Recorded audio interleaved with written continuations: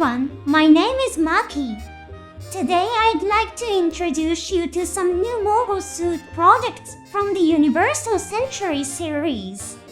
The first one is a Zaku piloted by the main character Ilya Solari from Requiem for Vengeance.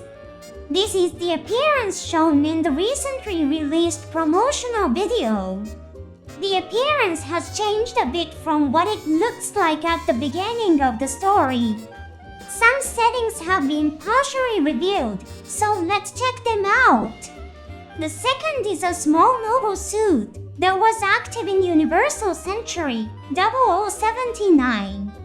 Many fans may be surprised and think I never expected him to become a gunper. It's the Draken E from War in the Pocket. Urgent news! A Zianami mobile suit has appeared in your city. The target of the fighter is the Gundam goods in your house, don't worry. Pressing the subscribe button will activate the Draken E. You can win for sure. Well, probably. First, let's talk about the Zaku. It's part of the Gundam Universe series of figures. The Gundam Universe figures are 6 inches tall. The Gundam series has detailed settings for the size of each mobile suit. Therefore, when designing models like high grade or master grade, each one ends up being a different size.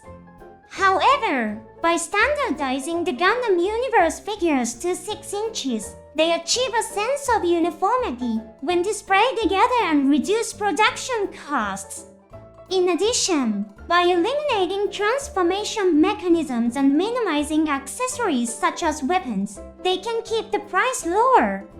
Eliminating transformation mechanisms also contributes to durability. The simple, sturdy design makes this series uniquely attractive compared to other figures. The price is also appealing, being cheaper than high-end figures, like Metal Build. In this Gundam Universe series, the unidentified Zaku 2 piloted by Solari makes its appearance. The Zaku, which had an interesting look in the promotional video, gives the impression of being patched up. The figure comes with a heat hog and a machine gun. The small missiles shown in the promotional video are not included. The price is about $30. Please note that this may vary depending on the exchange rate. Pre-orders in Japan started on August 1.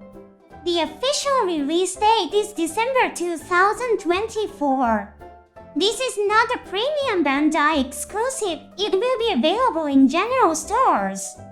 It's nice to know that it will be easier to get than limited editions. Let's take a look at the details released about the unidentified Zaku 2. Zaku 2, assembled for Solari, completed by reusing parts from several units. Thanks to Alfie's efforts, it performs as well as a standard Zaku. It has a double armored shield and tracks attached to the armor to protect against beam weapons. The names and appearances of the other characters besides Solari have not yet been revealed. Alfie is probably a mechanic for the Zeon forces. The phrase assembled for Solari first catches our attention. Solari rides into battle in a custom-built Zaku. She has an officially dedicated Zaku. The fact that it says assembled instead of modified may indicate that Solari's Zaku was completely defeated at some point. Upon closer inspection, the color of the legs is different on each side. It seems likely that parts from several damaged Zakus were combined. Also, the shield attached to the shoulder resembles the armor of the Magula attack tank. They probably used tank armor because they couldn't provide a Zaku shield. The shoulder shield is designed to defend against beam weapons. The word designed is important here. The idea of mobile suits equipped with beam weapons is a remarkable technological innovation. When Shah Aznavour, the ace pilot, saw the beam rifle used by the Gundam, he was incredibly surprised. For ordinary soldiers, the beam weapons used by mobile suits are almost unheard of. Technologies like anti-beam coating that appear in later years obviously do not exist yet. The result is an effort to prepare the thickest armor possible to somehow counteract beam weapons. A similar idea appears in the story of Turn the Gundam, where soldiers who witness beam weapons and unknown technology try to defend against them with rockets. Beam weapons weaken when they collide with objects, so it's not a completely useless strategy. However, attempting to block powerful beam weapons with missiles is quite foolhardy. The shield on this Zaku may be similarly foolhardy. However, it's a testament to the efforts made to prepare as many countermeasures as possible in the face of material shortages. The tracks on the armor are also noteworthy. Soldiers working in areas with adequate supplies might laugh at this. However, it reflects the sincerity and passion of the mechanics who tried to protect the lives of their comrades as much as possible with limited resources. Fans may recall the EZ-8 from the Zero-8MS team, another mobile suit modified in the field. This mobile suit, a ground-type Gundam, was modified with parts found on the battlefield. According to the setting, it even uses Zaku armor. Still, it looks quite sophisticated. The Kojima battalion to which he belongs is a small unit compared to the main Earth Federation forces. Still, it is an extremely well-off unit compared to the one Solari and her comrades are assigned to. They are in a position to pursue the Zeon forces that continue to resist on Earth as the Earth Federation gains the upper hand. Solari and his team are in the opposite situation. Finally, the name unidentified is intriguing. What does it mean? In the Gundam series, identification signals are registered to avoid friendly fire accidents on the battlefield. Does unidentified mean that it has no identification signal registered? Or does it just mean that it doesn't have an official model number registered as an officially adopted weapon? If it means that the identification signal of the Zeon forces is not registered, this could lead to tragedy. The promotional video gives a very intense atmosphere for Requiem for Vengeance, suggesting a very hard-hitting story, and the Zeon forces are in retreat.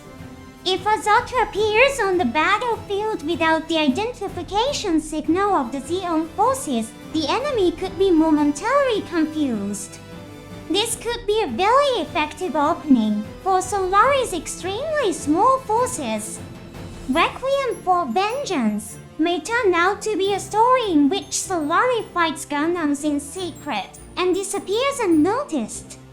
What kind of story will it be? Next up is the Draken E. This small mobile suit appeared in War in the Pocket. Although it is a small mobile suit, it is not like the small, powerful mobile suits like the Gundam Formula 91 that appeared in later years. The Draken E functions more like a piece of construction equipment. The story of War in the Pocket takes place inside 6, a neutral zone.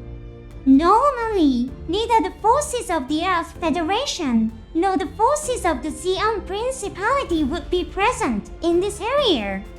Therefore, large weapons like mobile suits aren't needed. The Draken E is used to maintain public order and for construction work. The fact that Side 6 is a neutral zone also means that they can't prepare large-scale armaments. The Draken E is a completely supporting character in the mecha lineup. Another notable point is that the Draken E has never been piloted by a famous character. That's why many fans were surprised and thought, I never expected the Draken E to appear as a Gunper. In the latter part of the story, a Zeon mobile suit begins to attack an Earth Federation base. The Draken E is sent to protect the civilians. However, it's no match for the camper, which is designed for warfare, as the Draken E is essentially an extended construction machine. In addition, the Draken E is also used by the Zeon forces, as it is a piece of construction equipment. The product description page even shows photos of the Zeon version of the Draken E. However, the version sold is the one from size 6. So if you want to recreate the Zeon colors, you have to paint it yourself. It's amazing that the internal subarm stored in the arm has been faithfully reproduced. It also seems possible to replace the arm with a crane arm. It's nice to see such attention to detail for such a minor role. There was no explanation of the scale. This is probably because it would be too small if it were scaled the same as other Gunper based on its in-story size. The Draken E will be released as a Gundam base exclusive. The price will be about $16. Please note that the price may vary depending on the exchange rate. The release date is scheduled for August 24, 2024. These have been some exciting and fun updates with new information and surprising product releases. Thank you for watching to the end. See you next time.